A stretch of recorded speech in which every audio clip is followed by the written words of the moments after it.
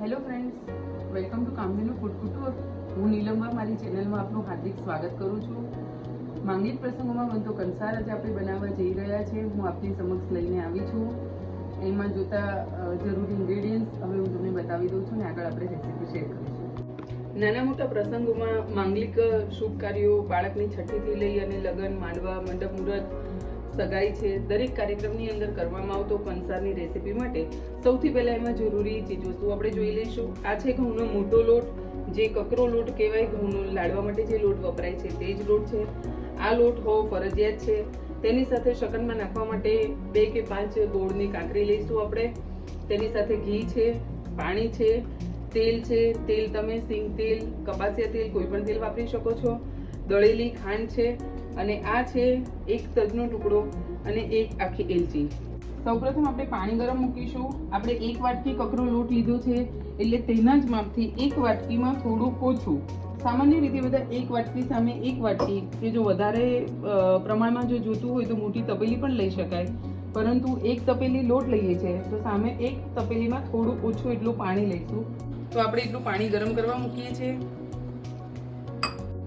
આ પાણી ગરમ થાય ત્યાં સુધી આપણે આ લોટને મોણ આપી દઈશું.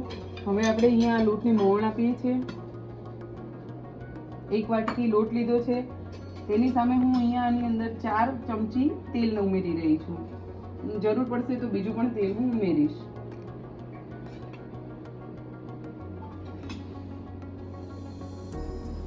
તમે જોઈ શકો છો આ લોટને આપણે મોણ આપી દીધું છે અને હજી પણ 1 ચમચી તેલની જરૂર છે. તો હું તેની અંદર 2 ચમચી અત્યારે હાલ ઉમેરી રહી છું અને ફરીથી આપણે તેને બરાબર મિક્સ કરી દઈશું. આ જે લોટને મોણ આપીએ છીએ તે દરેક કણ તેનું તેલવાળું થવું જરૂરી છે, એટલે તેમાં આપણે ખાસ ધ્યાન રાખીશું. બરાબર રીતે તેલ અને લોટ મિશ્રણ એક થઈ જાય તે રીતે આપણે તેને મોણ દેવાનું છે. મુઠ્ઠી પડતું મોણ આપણે તમે જોઈ શકો છો કે દઈ દીધું છે. હવે આપણે જોઈ શકીએ છીએ આ પાણી એકદમ બરાબર ઉકળી ગયું છે અને તેની અંદર આપણે 1 ચમચી તેલ અને આ બીજી ચમચી તેલ આપણે ઉમેર્યું છે. પાણી અને તેલ એકદમ મિક્સ થઈ ગયું છે અને હવે આપણે ગેસ ધીમો કરી અને તેની અંદર આપણે આ લોટનું મિશ્રણ ઉમેરી દઈશું.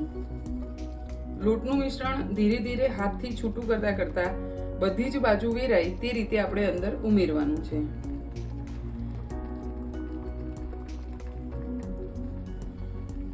સામાન્ય રીતે કંસાર બનાવવા માટે જો તમે ભાલિયા ઘઉંના લોટનો ઉપયોગ કરો તો કંસાર ખૂબ જ સ્વાદિષ્ટ અને ખૂબ જ સરસ થાય છે. એટલે બની શકે તો ભાલિયા ઘઉંનો ઉપયોગ કરવો. તેની અંદર આ લોટ અંદર ઉમેરાઈ ગયો છે અને હવે લોટને અંદર મિશ્રણ નથી કરવાનું. લોટ ખાલી છૂટો છૂટો નાખી અને વેલણથી આપણે તેની અંદર થોડા કાણા પાડી અને તેને સિજાવવા દઈશું. હવે આપણે એને ઢાંકી અને ધીમા તાપે 10 મિનિટ સુધી સિજાવવા દઈશું. હવે આપણે જોઈ શકીએ છીએ થોડી વાર પછી લોટ અંદર સિજાવા લાગ્યો છે. હવે તેને વેલણથી આ રીતે પકડી અને એક જ સાઈડ જો બને તો એક જ સાઈડ આ રીતે લોટ મિક્સ કરી દેવાનો છે પાણીની અંદર.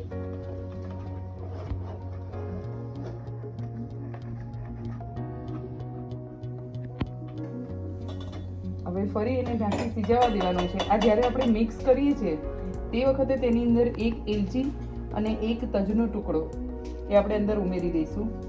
એલચીને મેં સાણસીથી આ રીતે દબાવી, દાણા છૂટા પણ નથી કર્યા અને આખી પણ નથી રાખી, તે રીતે આ રીતે એલચી અંદર નાખી દીધી છે અને ફરી આપણે તેને મિક્સ કરી દઈશું. હવે આપણે એને ઢાંકી અને ફરી થવા દઈશું. દીકરી જ્યારે સાસરીમાં પહેલી વખત વહુ પરણીને આવે છે ત્યારે સૌથી પહેલી રેસીપી કંસાર કરાવવામાં આવતી હોય છે. એટલે મારી દ્રષ્ટિએ કંસાર એ ખૂબ જ અગત્યની રેસીપી છે જે દરેક દીકરીબાએ શીખવી જોઈએ અને તેની પ્રોપર રેસીપી આજે હું આપની સમક્ષ વર્ણવી રહી છું. ફરી એક વખત ખોલી અને ફરી એક વખત આપણે હલાવી દઈશું. કંસારને આપણે ચેક કરી લઈશું.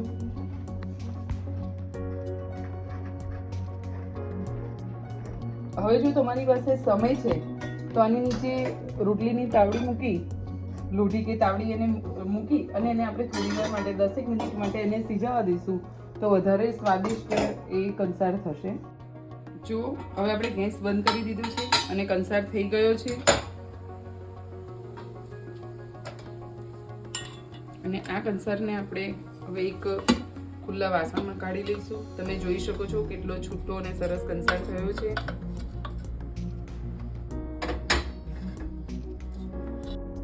એક વાટકી લોટ, એક વાટકીમાં થોડું ઓછું પાણી, તેની અંદર 6 ચમચી જે ચમચી આવે છે એ ટેબલ સ્પૂન, એ 6 ચમચી જેવું તેલ લીધું છે અને તેને મોણ દેવા માટે પાણીની અંદર 2 ચમચી તેલ નાખ્યું છે.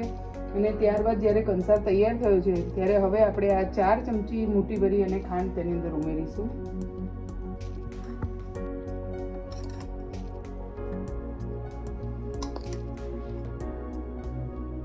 અને હવે આપણે તેની અંદર 2 ચમચી ઘી ઉમેરીશું.